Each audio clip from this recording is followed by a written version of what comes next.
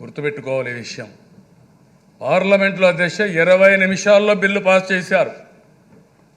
ఆ రోజు Congress party bill పెట్టి పాస్ చేస్తే దానికి సహకరించింది బీజేపీ పార్టీ అధ్యక్ష.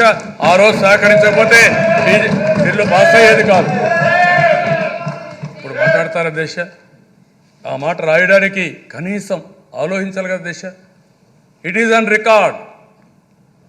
20 నిమిషాల్లో బిల్లు పాస్ చేశారు. దేశం అంతా కూడా ఆక్రోషంతో ఊగిపోయింది. ఏంటి అన్యాయం ఈ ప్రజాస్వామ్యం అని చెప్పి. అక్కడి నుంచి అధ్యక్ష నెక్స్ట్ డే రాజ్యసభకు వస్తే నేను ఆ రోజు మనం కూడా చెప్పాను, అద్వానీ రూమ్లో ఉండి నేను బాత్తో బయట వచ్చాను. బాత్తో బయట వచ్చినప్పుడు అటాక్ ఏడే ఉన్నారు, వేణుగోపాల్ రెడ్డి గారు కొట్టారు అధ్యక్ష, మ్యాన్ హ్యాండిల్ చేశారు. 5 మందో 4 మన వాళ్ళు ఉండింది, 4 ఆంధ్రప్రదేశ్ తెలుగుదేశం ఎంపీలు ఉంటే 4 వీరోచితంగా పోరాడి కడపటి వరకు ఎక్కడా విరుదరగలేదు అధ్యక్ష. అదే రాజ్యసభలో 2 మెంబర్లు ఉంటే 2 ముగ్గురు ఉంటే వాళ్ళు 2 అరిసి ఎక్కడా రాజీ పడకుండా పోరాడితే మిగిలిన పార్టీలు అందుకుంటే కనీసం అధ్యక్ష ఒక్క మాట మాట్లాడకుండా మీరు ఇప్పుడు నాకు రాసేటప్పుడు మేమే పోరాడాం, మేమే సెన్సిటివ్గా మాట్లాడుతున్నారు. నేను అడుగుతున్నాను అధ్యక్ష, మీరు సెన్సిటివ్గా ఉన్నాం అనుకున్నప్పుడు గడిచిన బడ్జెట్ పెట్టినప్పటి నుంచి లాస్ట్ బడ్జెట్ కాబట్టి నేను తొందరపడలేదు. ఆ విషయం కూడా మీరు గుర్తుపెట్టుకోవాలి. 29 సార్లు తిరిగాను, పార్టీ టు పార్టీ మాట్లాడాను, ప్రధానమంత్రి గారికి చెప్పాను, మంత్రులకు చెప్పాను. నా ప్రయత్నాలన్నీ చేసిన తర్వాత ఎదురైన పరిస్థితి వస్తే లాస్ట్ బడ్జెట్ చూస్తే చాలా డిస్టర్బ్ అయ్యాం. 5వ బడ్జెట్లో కూడా మీకు ఆంధ్రప్రదేశ్ కనపడలేదంటే ఏమాత్రం ఈ రాష్ట్రం పట్ల మీకు ఒక న్యాయం చేయాలని ఆలోచన ఉందని అడుగుతున్నా.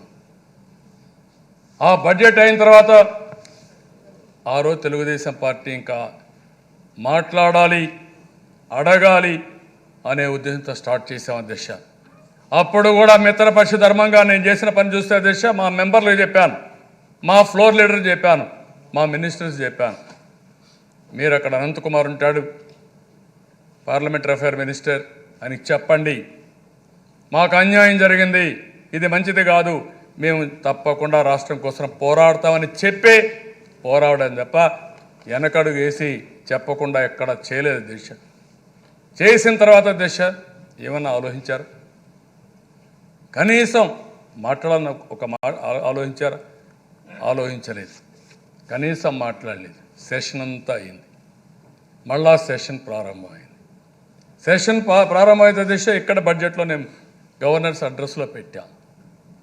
గవర్నర్స్ అడ్రస్లో పెట్టినప్పుడు నేను చెప్పాను ఈ సమస్యలన్నీ ఉన్నాయని చెప్పాను. చెప్పిన తర్వాత ఇదే హౌస్లో నేను సమాధానం చెప్పి బయటెడితే వితిన్ 2 నిమిషాల్లో ఎన్ని ఆర్టికల్స్ అధ్యక్ష మధ్యలో. అంటే తెలుగువారి ఆత్మగౌరవం అంటే వేరే వాళ్ళకు ఉంటుంది, తమిళ ఆత్మగౌరవం ఉంటుంది, కన్నడ ఆత్మగౌరవం ఉంటుంది, ఒరియా ఉంటుందని లీకులు వదిలిపెట్టారు.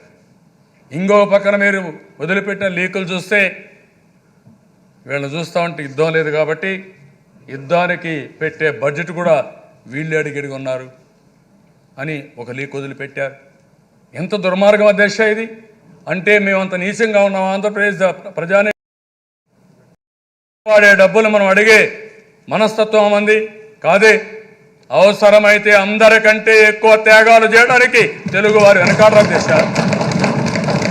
అదే సమయంలో ప్రధానమంత్రి గారే చెప్పారు పార్లమెంట్లో. ఏం చెప్పారు? ఆ రోజు ఎన్టీ రామారావు గారు ఈ పార్టీ పెట్టింది తెలుగు వారి ఆత్మ గౌరవం కోసం పెట్టారు.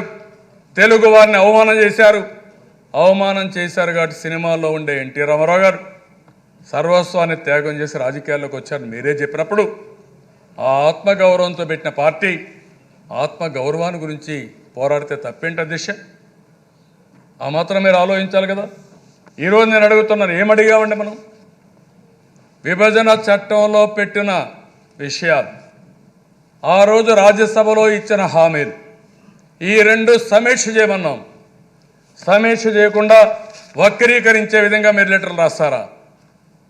ఎందుకు? మీ దగ్గర ఫిగర్స్ ఉన్నాయి, మన దగ్గర ఫిగర్స్ ఉన్నాయి. గవర్నమెంట్ 2 గవర్నమెంట్ ఫిగర్స్ ఉన్నప్పుడు కాదు ఇది ఇచ్చాం ఇది కాలేదు అని పార్లమెంట్లో చెప్పండి.